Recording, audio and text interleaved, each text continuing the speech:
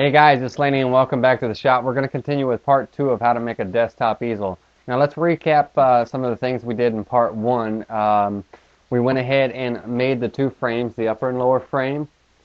The top panel was glued in, as well as the decorative strip that was put into that 1/4 inch, 3/4 inch dado, which housed the support platform, if you recall. We also made the support arm that holds the canvas when everything is in its upright used position.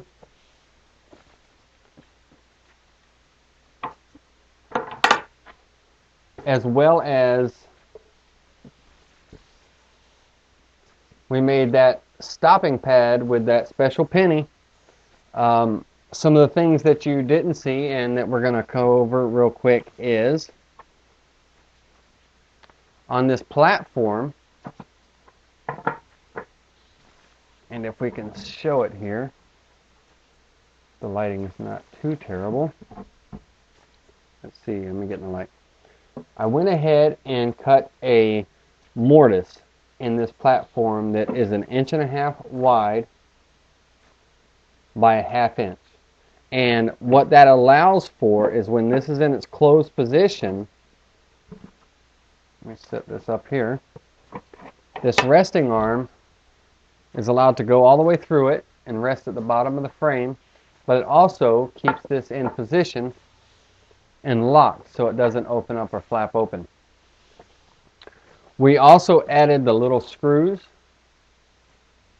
on both sides of that groove in the top panel, so that when the platform is open, it's locked into position with those rare earth magnets. Now, I went ahead and I added the support arms for the lid and the hinges so I could get some measurements on these internal trays that we're going to start on. And I also added the splines in the corners of each frame. Now, getting started,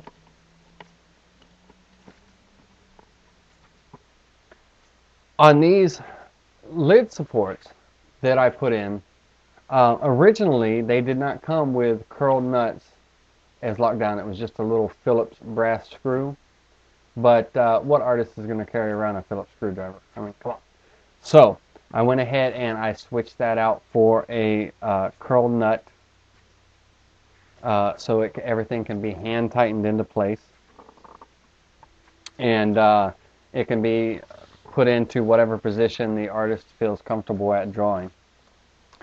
One of the other things that I am going to make, which you'll see in this video, is on this support arm, there'll be a, let's go up here so you can see a little bit, there'll be an adjustable arm that, depending on the size of the canvas, that will slide down and rest on the top of the canvas and lock into place to hold that canvas still for the artist.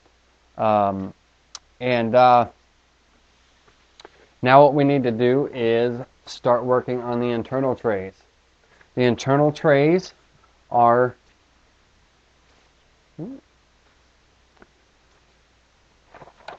this particular box is going to my mother. She had requested an art easel this year from Santa, but I am making it for her, as you can tell.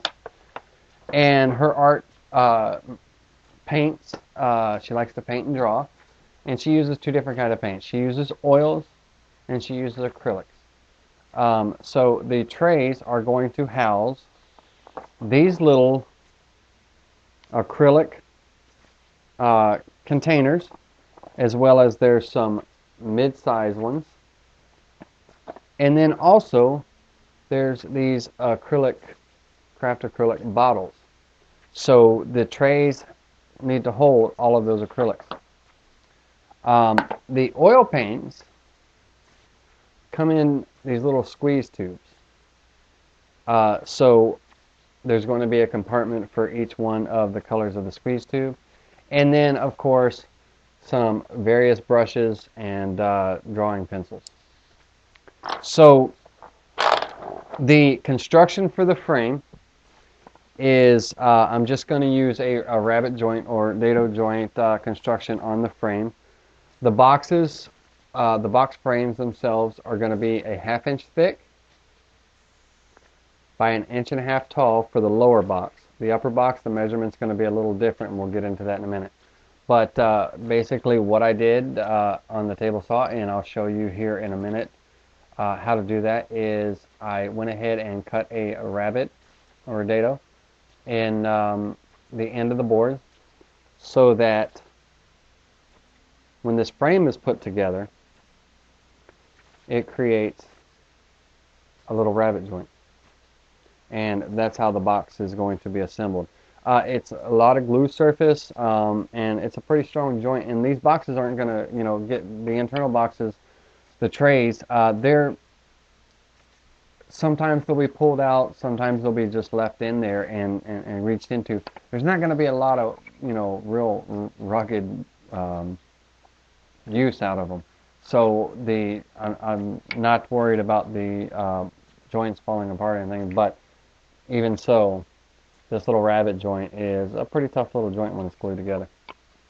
Alright, so with that being said, let's move over to the table saw, and we'll go ahead and cut these rabbets into the end pieces of the frames, and get all the frame pieces cut, and we'll start assembling these boxes, and I'll show you how I'm going to lay out the different little holders for the different size paints and tubes and pencils and pens and all that good stuff.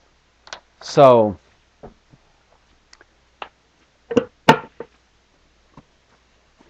that little special penny up there did a great job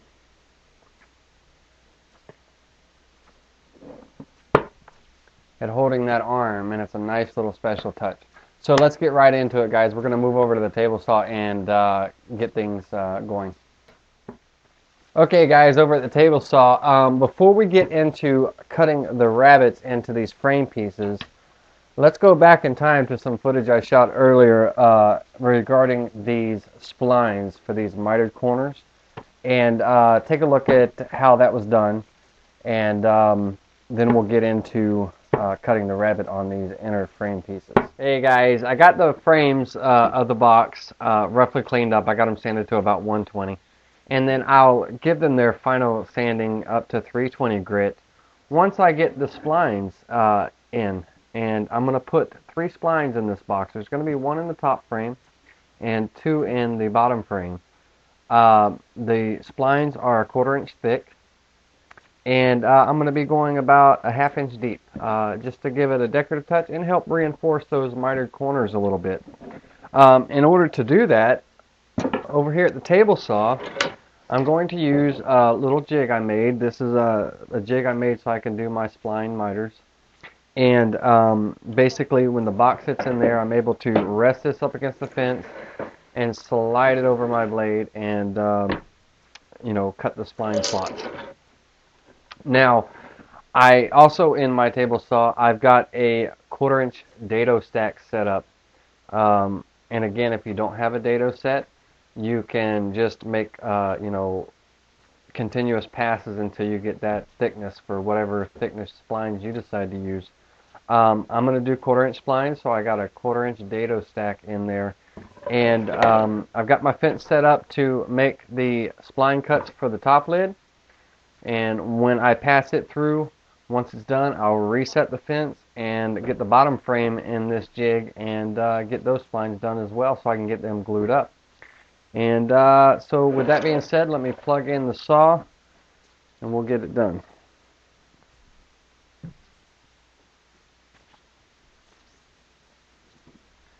Now, just for measurement's sake,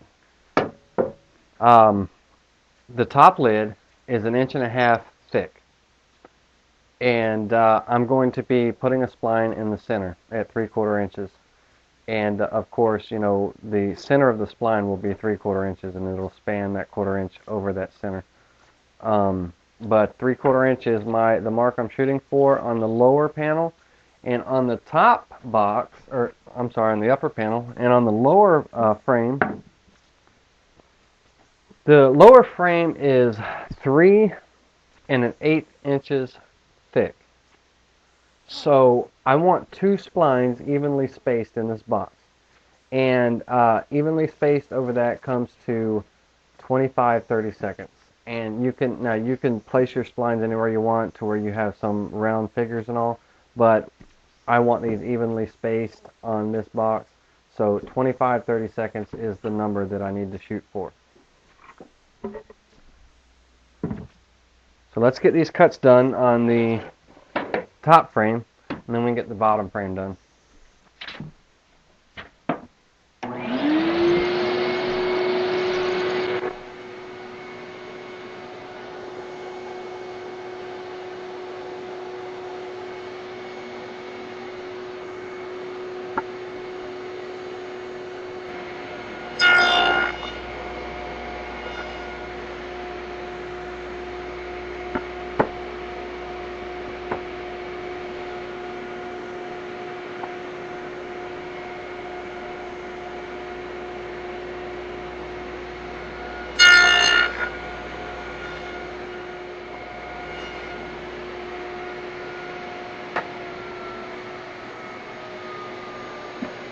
Now with the top frame done, I can go ahead and reposition my fence to make the 2 cuts on the lower frame.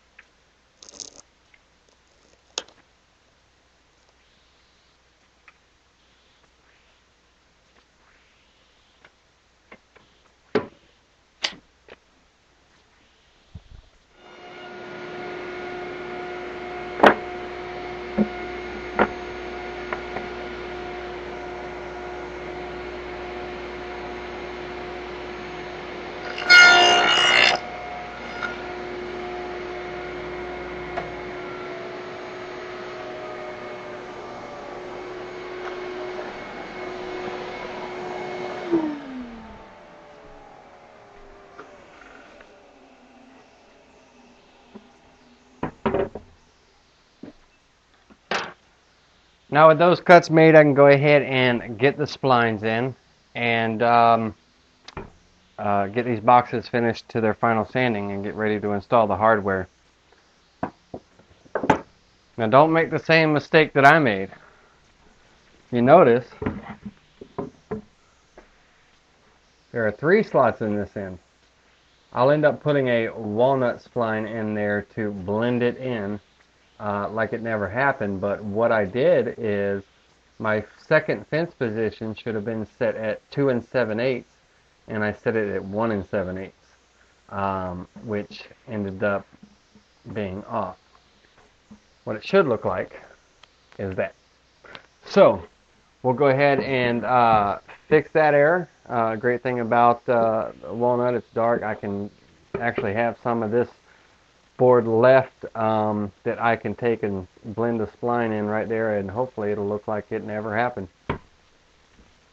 Alright, well let me get these splines in and we'll continue on. Alright guys, I just wanted to show you a little bit about those splines for the frames of the box and how I went about getting the slots for the splines cut in and some measurements on how deep I went and everything. Now getting into the trays for the inside of the box, we're going to start with the lower tray first. And the lower tray and upper tray, the measurements are going to be different. The sizes of the pieces are going to be different and everything, because we need to ensure for on the top tray that when we build it, we have to have clearance for those support arms that support the lid, as well as the internal parts, the slide arm and everything that's built into the lid, that when this box is closed that there's clearance for everything. So we're going to do this bottom tray first, and we're going to start with that. What we need to do is go ahead and cut this rabbet. It's a 1/4 inch deep, a 1/2 inch wide, and it's in the ends of each one of the 2 end pieces. the side pieces do not get this cut because the side pieces will butt right into that, like so. Now, the lower box measures 10.5 inches wide by 17 7/8 inches long. The end piece for the box, the two end pieces, they are going to be cut at 10.5 inches long. The side pieces for the box are not going to be cut at 17 7/8. 17 7/8 is the number we're shooting for, but you have to remember we're going to be adding a 1/4 inch to each end of this side piece. When that joint is glued together, that adds a 1/4 inch on each end. So our side pieces need to be cut at 17 3/8 inches. 17 3/8 inches, and when this box is assembled, the complete size of it will be at our number 17 7/8 by 10.5. Alright, so over at the table saw, I'm going to be using my miter gauge to cut this piece, and I've got a scrap piece of MDF. The scrap piece of MDF is going to just be as a backer to our smaller pieces, and that way it'll prevent tear out as we make these cuts. Now, rule of thumb is you either use your miter gauge or you use your fence. You don't use both at the same time, because there's a possibility that when you're making a cut, if that fence is there, you could pinch a piece, you could cause kickback, or all kinds of problems. So one or the other. Now, I am going to use the fence for a stop. It's far enough back from the blade that I don't have to worry about any kind of kickback or anything jamming up. But at the lead end of the fence, or the lead end of the table saw, I've got a 1/2 inch block clamped to it, which is the same thickness as the stock that we're cutting. And what that will allow me to do is to take my end piece, butt it up against that 1/2 inch block there, and that sets me right where I need to be to make my cut to get that rabbet in. Once I clear this little block that I have clamping here, I have plenty of room to make my cut, and the fence is not in the way, and it's not going to cause any kind of jam up or kickback or anything and cause problems. But like I said, rule of thumb, one or the other. So let's get this thing plugged in, and we'll make these cuts, and then we'll start talking about cutting the rabbet for the on the bottom end of the frame pieces to accept the bottom panel.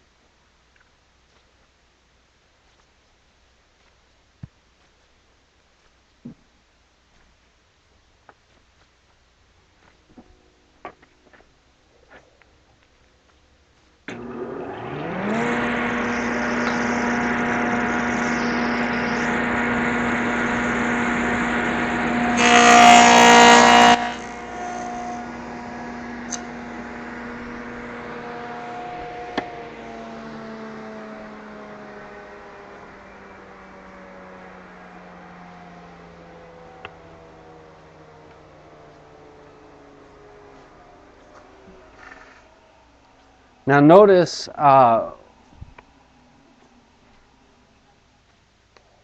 when I made that pass that I didn't pull this piece back over the blade. Once I cleared the blade, I moved it away and then brought the piece back. That way, because there's a possibility that something could be out of whack on the way back, and you could mess up your cut. And that's the last thing you want. Waste of wood. But anyhow, so there's our end, and now what we need to do, once we cut both end pieces on both sides of each end piece, we need to cut a rabbet down the full length of each frame piece to accept the bottom panel. The bottom panel, I'm using 1/8 inch ply, which is it's birch, Baltic birch. I'm not going to use a solid oak with that because it's the bottom of the tray, internal trays, and so this will be fine for the bottom of those trays. Now the dividers within the tray that divide up the different sections of where that hold the paint holders and everything, I will be using 1/4 inch oak for those dividers. And that's another thing. Once I get the box built, not glued together, but just all the pieces cut and laid out, then I can lay out where my 1/4 inch oak pieces are going to go, because I'm going to be making dado cuts in, for the grid work, the layout on the inside of the tray. So we'll get set up to cut this lower rabbet here and get it done, and then we can start laying out the box and then get our internal parts cut. Alright guys, I went ahead and finished cutting the rabbets in the end of these side pieces, as well as the dados for the internal grid. And I got this, the layout that'll hold all my paints and everything done. And let me show you what just kind of basically, nothing's glued together yet. I've still got a couple things that I'll talk to you about that I need to do. But that's the grid work. Let's talk about the box, or the tray. Okay.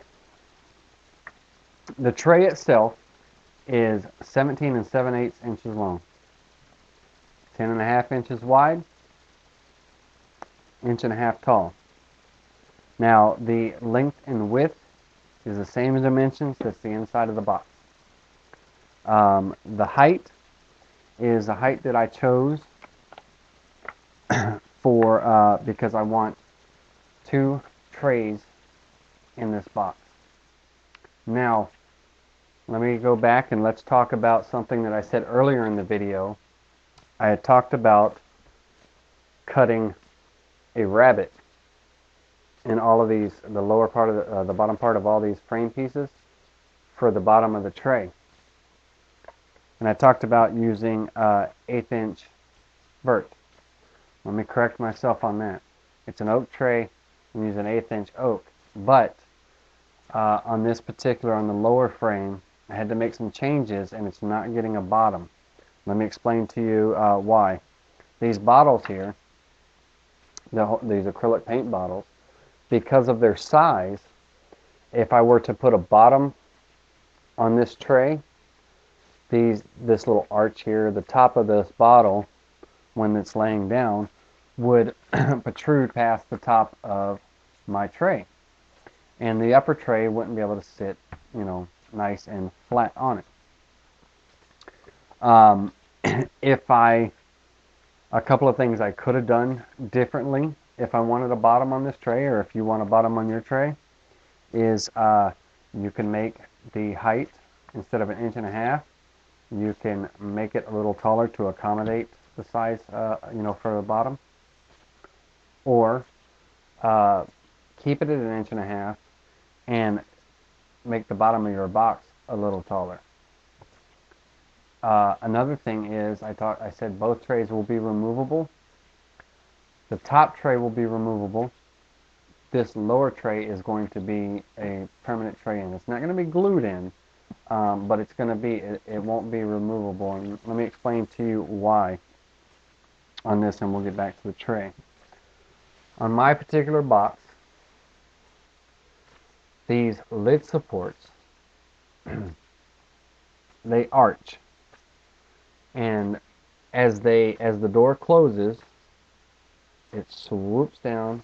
The little arms here, they swoop down and then kind of back up. Now, the 1.5 inch height that I have for this is plenty of room in here to get under, to be underneath of these supports. However, as this support extends out when the lid closes, it swoops down and runs in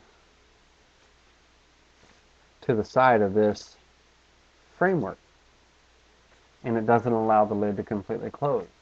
So what I'm going to do on these sides here, if you can see that pencil line on this side, the outside, I'm going to make a small, shallow notch here so that arm can bypass this framework on both sides and clear it and close properly.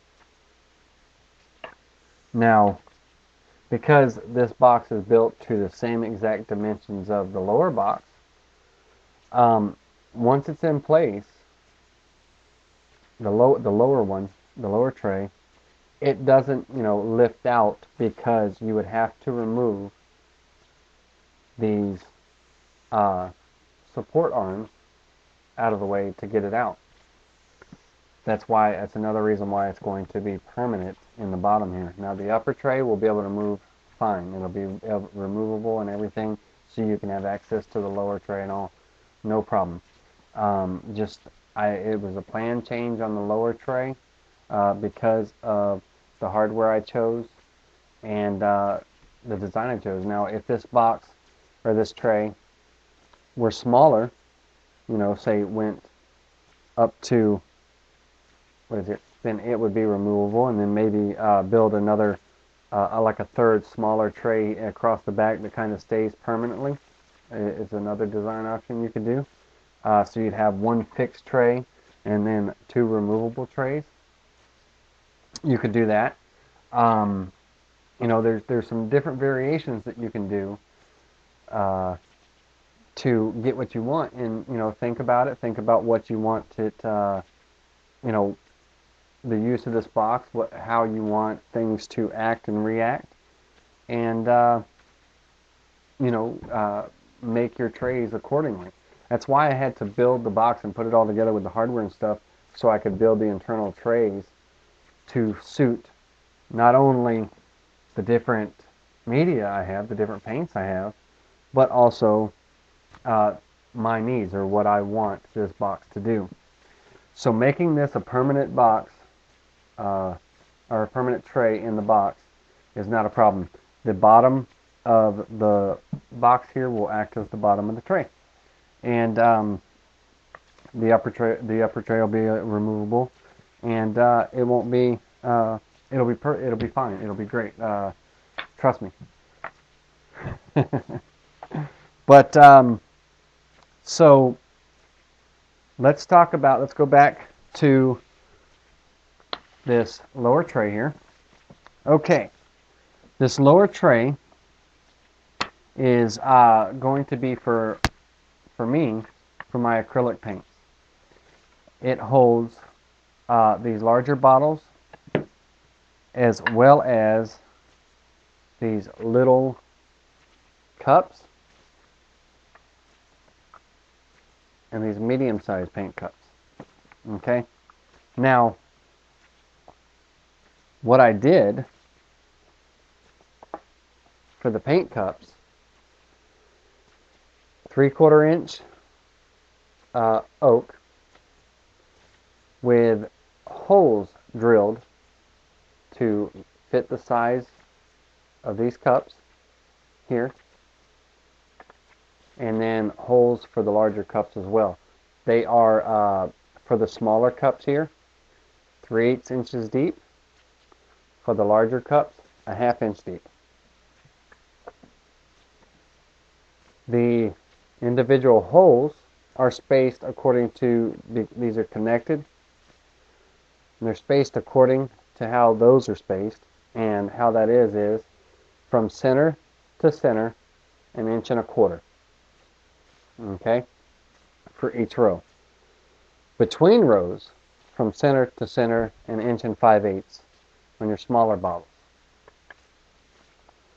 On the larger bottles, from center to center, 1.9 inches. Between rows, from center to center, 2 inches. This whole little paint caddy, I'll call it, is 13 5/8 inches long by 4 7/8 inches wide. And it sits right in there. The bottles of acrylic just wrap around into the rest of the frame. Altogether, that little caddy holds 30. I don't know where I got 33. Holds 30 different paints. 30 different colors or different cups. And then altogether, with the bottles and everything, 44 different paints. Alright, so I'm going to go ahead and make my shallow notch cuts that we just talked about. So the support arms, as they close, will be able to clear this framework on the lower frame. Glue it together, get it installed, and set it into place. It's not going to be glued in, like I said, because if someone ever did want to, take the box apart, or take the tray out and maybe change the tray, different design, different configuration, it could be done. Once I get that installed, then I can go ahead and get my measurement and layout for my upper tray, which is going to hold my oil paints, various paint brushes, various colored pencils, and a new thing that was given to me today I'm going to have to fit in somewhere is colored chalks to chalk with. Now this box, like I said, is going to my mom. She had requested a easel for Christmas, and she decided she, likes to draw with colored chalks as well, so that's going to get put into this box. All right, let me get this all glued up, get it installed, and then we'll get to work on the upper tray. Once the upper tray is done, then it's a matter of just finishing all the parts and everything, and we're done.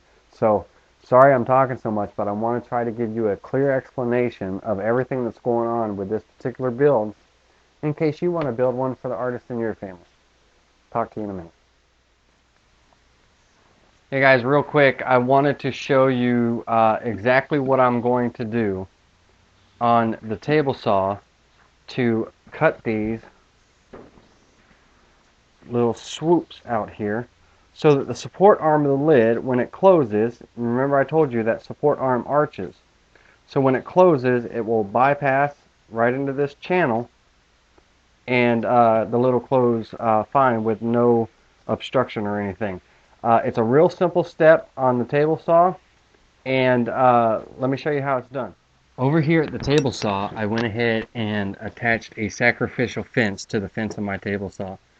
And I have a 1/4 inch dado set in there, and I have it slightly buried into the sacrificial fence.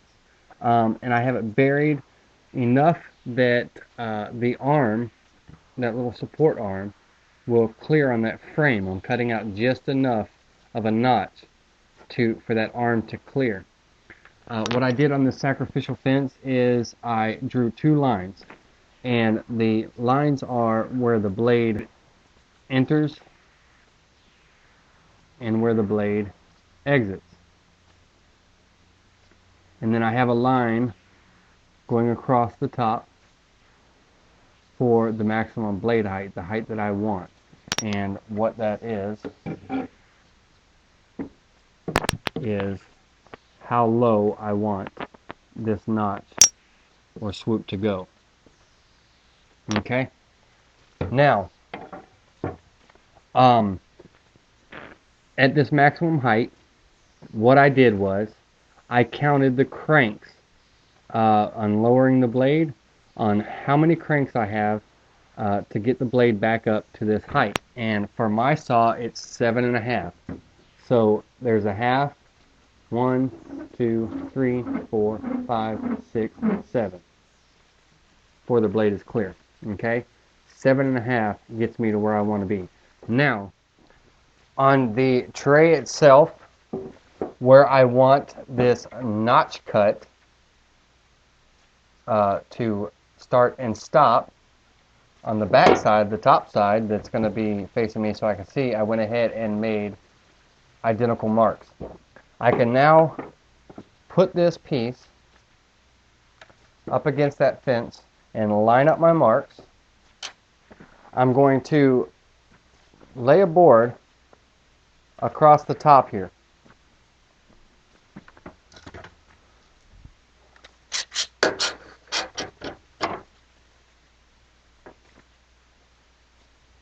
I'm going to clamp it into position, and basically it'll just hold down this piece so I can work the crank.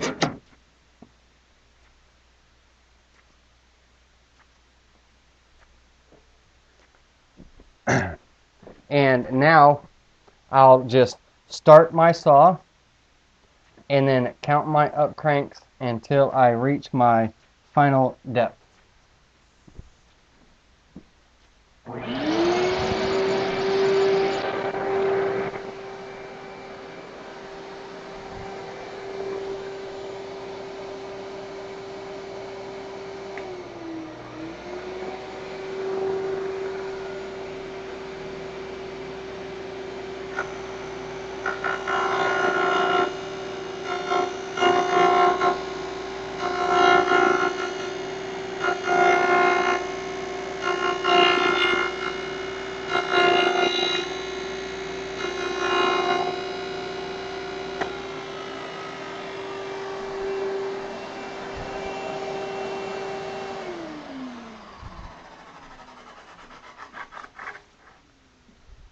Once it's done, shut the saw off.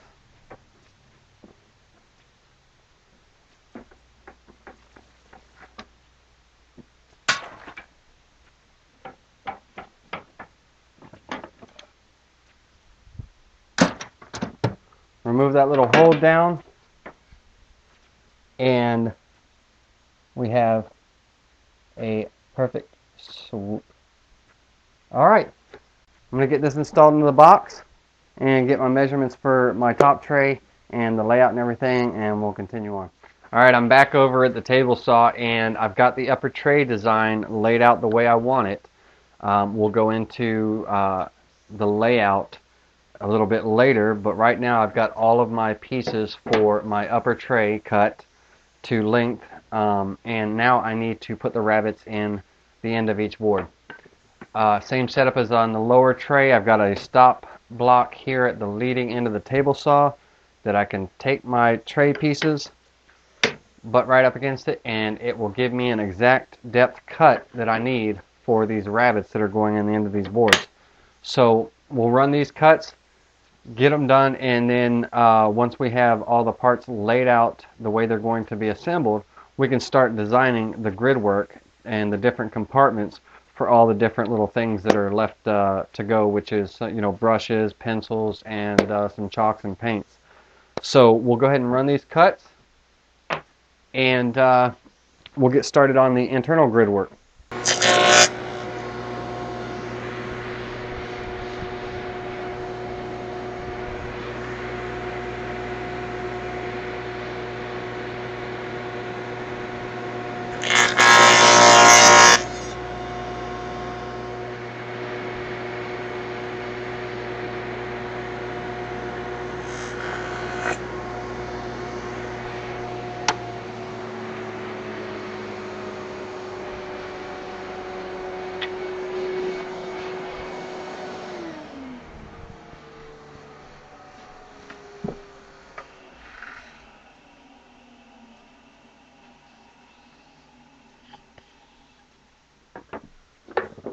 Now with those cuts made, we can go ahead and lay out this tray and get started on the internal grid work. Hey guys, I'm back over at the assembly table, and I'm getting ready to glue up the frame for this upper tray. Now, the way the frame is laid out, it goes from a larger frame and it reduces down into a smaller frame. And that way it allows clearance for those curl nuts on the adjustment arms and everything. Somebody can get in there and tighten them and loosen them as they need to. Because of the design, the glue up is a little bit difficult. So what I'm going to do is the main frame, I'm going to go ahead and get it glued up, make sure everything is square, and then my smaller pieces that reduce down into the smaller part of the frame at the top end of it, I'll glue that on secondly. Once all that's done and I have everything laid out and square, Then I'll go ahead and glue in my 1.5 inch 1/4 inch pieces of grid. I'm going to do the glue up, and normally, I would glue everything all up at once, but because of this design, and you'll understand better when you see it, it's a little bit difficult to glue everything all together at once. So it's going to be kind of 3 stages. The upper box, get it square and glued, lower box, and then the inner grid work. So I'm going to do that, and when I'm done, I'll show you the look of the tray and the layout. And we'll start on the finishing of this box, get the finish put on it, and we'll be all done. Basically, with these clamps and everything, I've got a shop square laying on the table, and I've got my frame set into it, and that way I can square it as I'm clamping, and if I have to adjust my clamps to get it square and everything, everything's set right there, so I don't have to go back and check. Normally, on some cases, I'll check from diagonal to diagonal to make sure I'm square, but this way has always worked for me.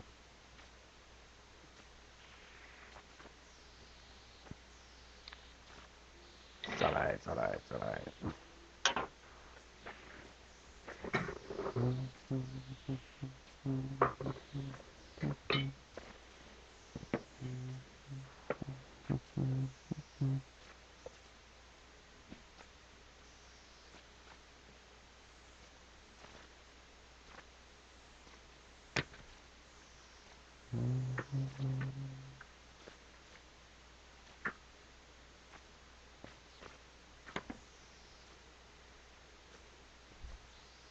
Alright, we'll get the rest of this glued up.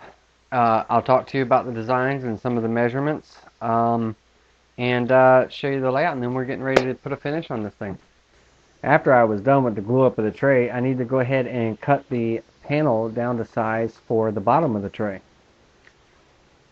I'm using 1/4 inch oak, and I will cut it down to its rough dimensions as close as I can. And because of the odd shape of the tray, I'll take it over to the scroll saw and do the final cuts. That's me on the scroll saw, way back there in the corner. Well, let's take a look. Not too bad. Now let's try the fit.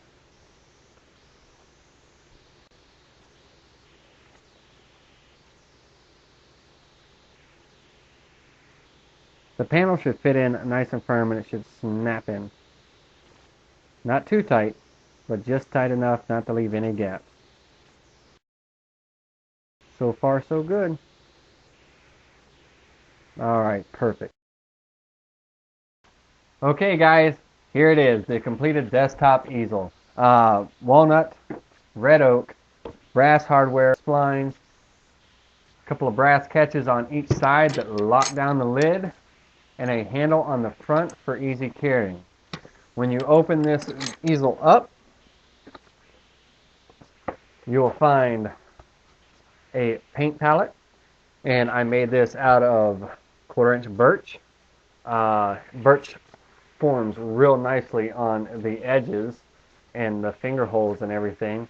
I will go ahead and clear coat this with a few coats of lacquer and some paste wax so that it'll be easy to clean up, and if ever it needs to be replaced, it's easy to do.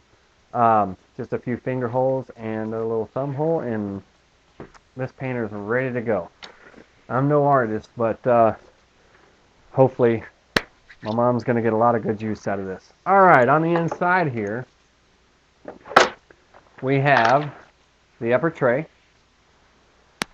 as well as, we discussed earlier, the lower tray that holds all the acrylic paints and everything. The lower tray is fixed in. The only thing that can be removed from the lower tray is the paint caddy. It can be taken out and set aside, as well as the paints and everything, but as far as the tray itself, it's permanent. Now, in this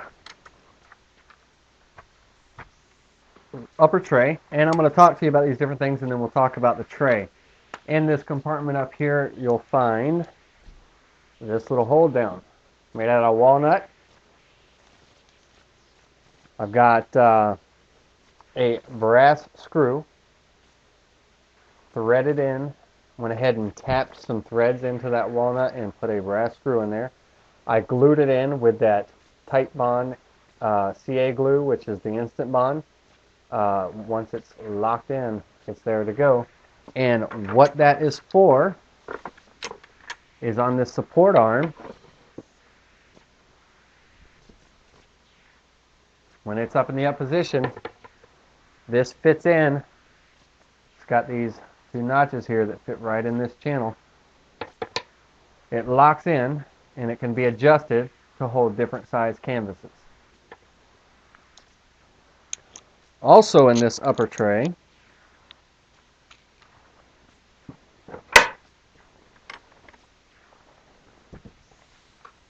we'll find a pencil sharpener in that same compartment. And I'm going to take all these out because I'm going to show you the tray here in a minute. A couple of little trays for oil paints, and let's see if we can 3/4 inch piece of oak, cut down real thin to hold.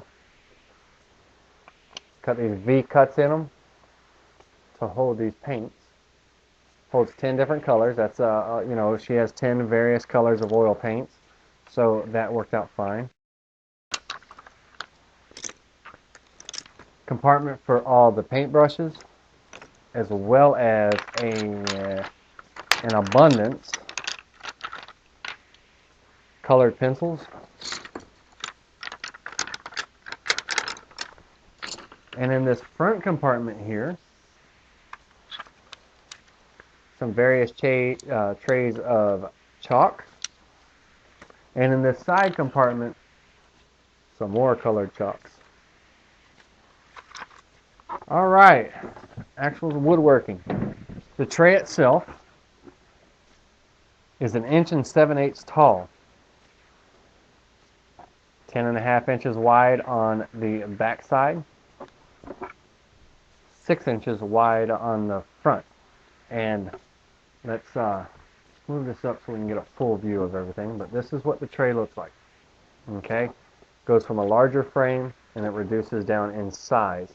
And what that is for is when it's sitting in to this box here,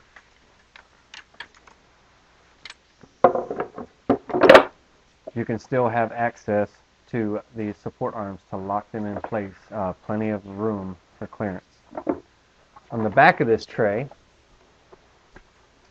have a notch here with a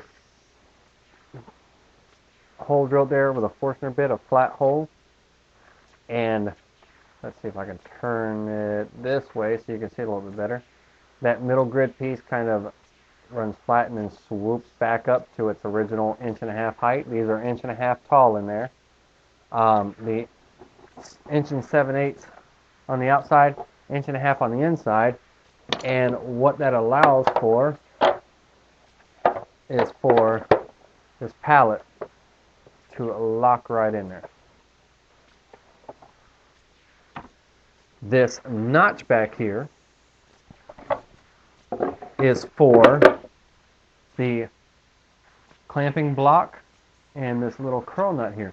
Now this block is flush with the top frame, but because my upper frame protrudes past the lower frame by 3/8 of an inch, this notch needs to be cut out so the lid can close and have clearance.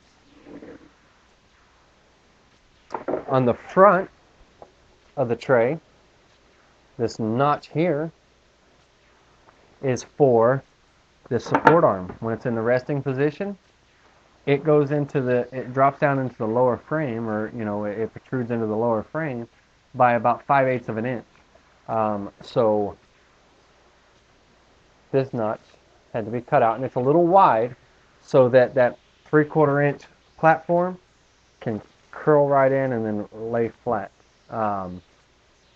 Plenty of clearance on that as well. On the sides of this tray are these groove cuts, a 1/4 inch deep. Okay, and what that is for, if you remember on the lower tray, I had to cut those notches out for these support arms. Well, when these support arms swoop, they kind of level out, and what that'll do is, as they level out, they're able to level out and clear into this tray. Now they stop right about here, but I gave myself a little bit more room for clearance and everything. The inner trays are going to be clear coated with lacquer, clear coat, and wax as well, in case any paints or anything spill in there. It'll be easy to be cleaned up. And the actual easel itself has a dark, really chocolate-rich colored walnut. The walnut was absolutely beautiful. It is going to be finished with tung oil, a tung oil varnish. I want this chocolate and this walnut to have a deep, rich look to it, and that will, it's hard to see here, but that will just give it a nice, rich look. The red oak, same thing.